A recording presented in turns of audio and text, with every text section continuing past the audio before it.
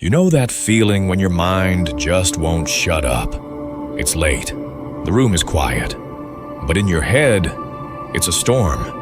You replay that conversation. You read that text again in your mind, overanalyzing every word, every pause, every emoji that wasn't there. You think about what you said, what you didn't say, what you should have done. And suddenly, you're not in your bed anymore. You're trapped in a courtroom in your mind, defending yourself against imaginary judges. That's overthinking. And it's exhausting. You start to notice it everywhere. Before you send a message, you rewrite it 5 times. Before you make a decision, you research until your brain is numb. Before you rest, you feel guilty for not doing more. You live more in hypothetical futures than in the present moment. You live more in what if than in what is. And slowly, your life stops being a reality you experience and becomes a problem you're constantly trying to solve. Here's the hard truth. You don't have a life problem. You have a mind problem. Stoicism understood this centuries ago. Marcus, Seneca, Epictetus, they lived in worlds full of chaos, war, sickness, and uncertainty. But instead of trying to control everything outside of them, they mastered the one battlefield that decides everything: their own mind. This video is about you doing the same. If you're tired of anxiety stealing your sleep, if you're sick of replaying the past and fearing the future, if you're done letting your thoughts bully you, then you're exactly where you need to be. In this video, you're going to learn 7 Stoic lessons to help you overcome overthinking, not just to calm you down for one night, but to rewire how you relate to your thoughts, your emotions, and your life. You're going to see why your mind spins, why your brain clings to worst-case scenarios, and how to step into a new identity, a clear, grounded Stoic mind that can walk through chaos with quiet confidence. By the end, you won't just know these lessons, you'll feel them. You'll have practical ways to handle those racing thoughts when they show up today, tonight, and every time your mind tries to drag you back into the storm. If you're ready to stop letting your thoughts run the show, take a second to like this video and subscribe if you want more content that sharpens your mind and steadies your life. Drop this in the comments as a commitment to yourself. I choose calm over chaos, because that's what this is really about. Not perfection, not becoming emotionless, but becoming deliberate, becoming the kind of person whose mind serves them instead of sabotaging them. In a moment, we're going to dive into the first Stoic lesson that begins to break the loop of overthinking at its core, the shift that separates you from the noise in your head and gives you your power back. Stay with me. Your new way of thinking begins now. In Section 1, you saw the truth. Your biggest battle isn't out there. It's in your own head. Now it's time to step onto that battlefield with real weapons. These first Stoic lessons are designed to do one thing: break the automatic loop of overthinking and give you a calm, deliberate mind. The first lesson is this: you are not your thoughts. Right now, when a thought appears, you merge with it. I'm a failure. She probably thinks I'm weird. I'm going to mess this up. The thought doesn't feel like something you're noticing. It feels like who you are. But the Stoics saw it differently. They treated thoughts like visitors. Some are useful. Some are lies. None of them are you. Epictetus captures this with a simple truth. It's not things themselves that disturb us, but our judgments about them. You don't suffer from the email, the delay, the silence. You suffer from the story you tell yourself about what it means. Psychology backs this up. Your brain is a prediction machine. It constantly guesses what's happening and what might happen next. Overthinking is when you believe every prediction as if it's fact. So here's the practice. The next time a thought hits you like a wave, don't argue with it. Name it. This is a worry about the future. This is my brain replaying rejection. This is my perfectionism talking. The moment you name it, you step back. You go from, I am anxious, to, I notice anxiety. That shift is power. Your affirmation here. I observe my thoughts. I am not my thoughts. The second lesson. Control is your filter. Overthinking mixes everything together. What you can change, what you can't, what already happened 5 years ago. Stoicism cuts through that noise with surgical clarity. Epictetus again. Some things are in our control and others not. Your opinions, choices, actions, and attitudes, yours. The past, other people's minds, random outcomes, the passage of time, not yours. When you overthink, notice how often your mind obsesses about the second category, what they think, what they might do. What could go wrong? Imagine your mind like a desk covered in papers. Your job is to separate the piles. One pile, under my control. Other pile, not under my control. When a fear shows up, ask, is there an action I can take here? If yes, act. If no, practice release. It's not easy at first. You'll want to grab everything. But peace doesn't come from controlling more. It comes from respecting the line where control ends. Your identity shift here. I focus on what I can control and release what I can't. The third lesson. Action is the antidote. Overthinking is mental motion without movement. You feel busy, but nothing in your life actually changes. Seneca wrote, "We suffer more often in imagination than in reality." Think about how many battles you've fought in your head that never happened. How many arguments you rehearsed that no one else ever heard. How many disasters you survived in your imagination while your real life just sat there, untouched. Modern psychology calls this rumination. The more you sit and spin on a problem, the deeper the groove becomes in your brain. You're not solving. You're rehearsing suffering. So the Stoic move is simple and brutal. Do something small and real. Instead of spiraling about a message, send it. Instead of replaying your mistakes, write down one thing you'll do better next time. Instead of lying in bed imagining failure, get up, drink water, stretch, and take one concrete step toward your goal. Motion in the real world quiets noise in the imagined one. Your affirmation here, I choose action over endless rumination. You've just met the first 3 lessons: separation from your thoughts, the filter of control, and the power of action.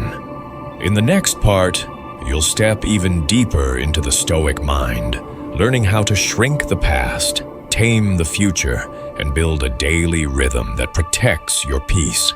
You've already started to feel it, that tiny gap between you and your thoughts.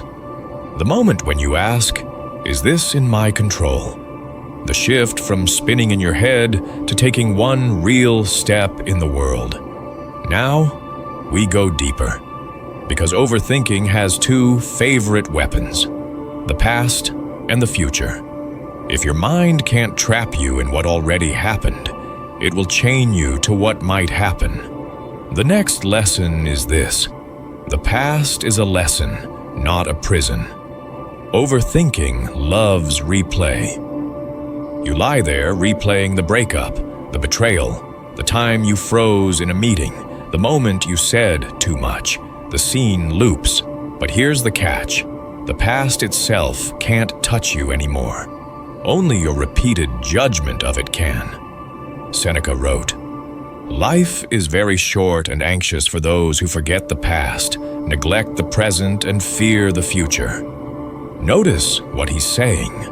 The past isn't meant to be erased. It's meant to be understood, then put in its place. When you overthink the past, you do one of two things. You either use it as a weapon against yourself. See, I always mess things up. Or you use it as a fantasy escape. Back then was better. I'll never have that again.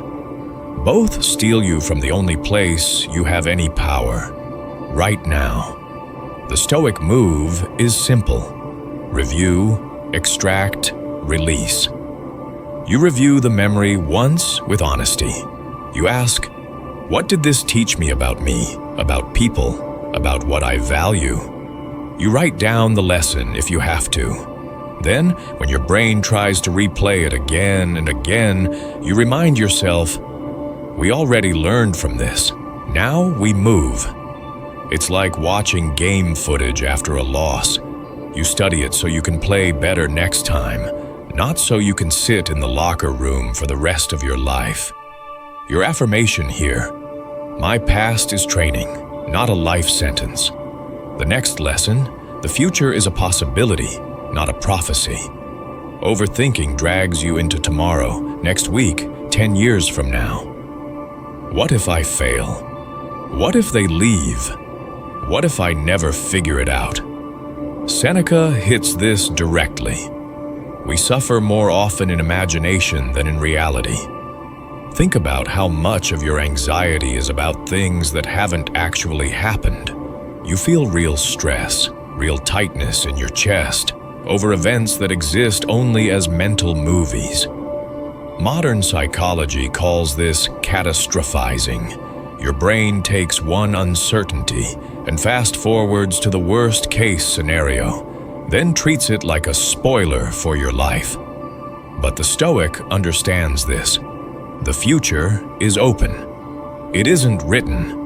And even if hardship comes, you will meet it with the strength you've been building, not the weakness you imagine now.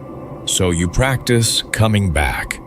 When your mind rushes ahead, you gently but firmly bring it back to what's in front of you. Your breath, the task in your hands, the conversation you're actually in.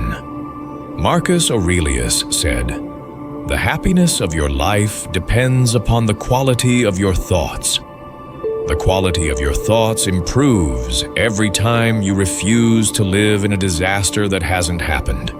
A simple exercise. When a what-if thought shows up, answer it with, even if. What if I fail? Even if I fail, I will learn and adapt. What if they reject me? Even if they reject me, I remain worthy and I keep going. You're not denying reality. You're reminding your brain that you are bigger than any single outcome. Your affirmation here, I do not worship worst-case scenarios. I face what is.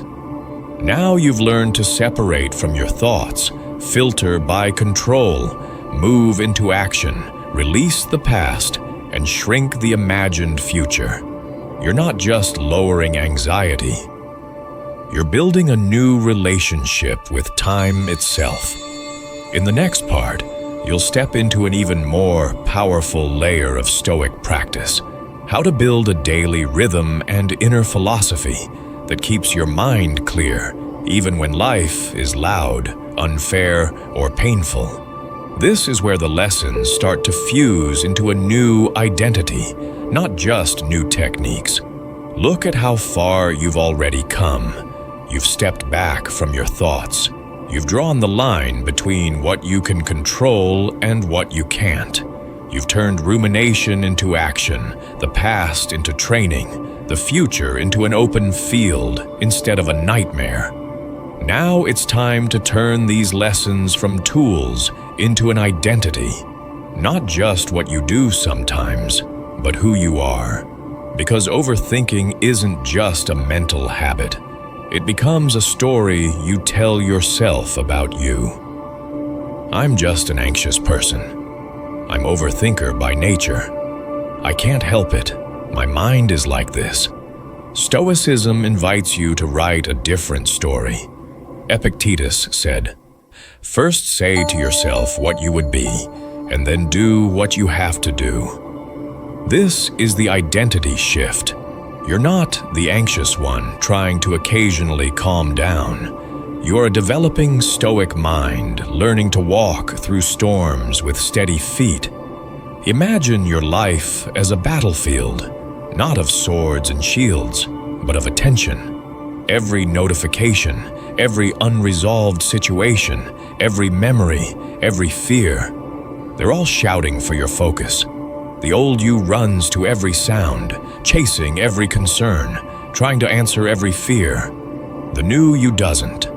The Stoic mind stands in the middle of that battlefield like a calm general. You don't chase every shout. You choose what truly matters today. You decide what deserves thought, what deserves action, and what deserves silence. Marcus Aurelius wrote, "If you are distressed by anything external, the pain is not due to the thing itself, but to your estimate of it. And this you have the power to revoke at any moment." That's not just philosophy, that's marching orders.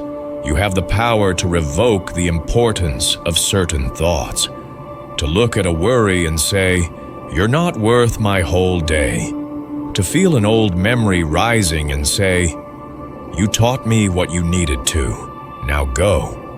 This is where your daily rhythm becomes sacred. A Stoic mind doesn't wait until it's panicking at 2 a.m. to start working on itself. It trains daily, in small, ordinary moments. When you wake up, instead of grabbing your phone and opening yourself to everyone else's noise, you take a minute to set your intention. You might ask, what is in my control today? How do I want to show up, regardless of what happens? This isn't positive thinking, it's mental armor. At night, instead of letting your brain attack you, you review the day like a Stoic. Where did you overthink? Where did you choose calm? What did you learn? You don't judge yourself. You observe, you adjust. Over time, your mind starts to trust you. It learns that it doesn't have to spin wildly because there is a steady presence behind it. You. Think of a mirror. Most people stare into it and only see flaws. A Stoic uses the mirror of the mind differently, not to attack themselves, but to understand themselves, to refine, to grow. And then, there is the path. You're not doing all this just to feel slightly less anxious. You're doing it to free up energy for a meaningful life. When your mind is no longer hijacked by endless what-ifs, you have room for purpose, for relationships, for creativity, for service. Seneca said, "It is not that we have a short time to live, but that we waste much of it." Overthinking is one of the biggest ways you've been wasting your life force. Now, step by step, you are reclaiming it. You are not just learning techniques, you're becoming someone new, a clear, grounded, deliberate mind in a loud world. In the final part, you'll bring all of this together into simple, powerful marching orders. You can start living today, not theory, practice. A way of thinking and acting that makes overthinking weaker and your inner peace stronger every single day. Take a breath for a second. Look at the journey you've just walked. You've gone from being trapped in the storm of your thoughts to standing a little more firmly in the center of it. This final part is about turning everything you've heard into a way of living. Not a perfect life, a clearer one. You've seen that you are not your thoughts. They rise, they fall, they pass. You've drawn the line between what you can and cannot control.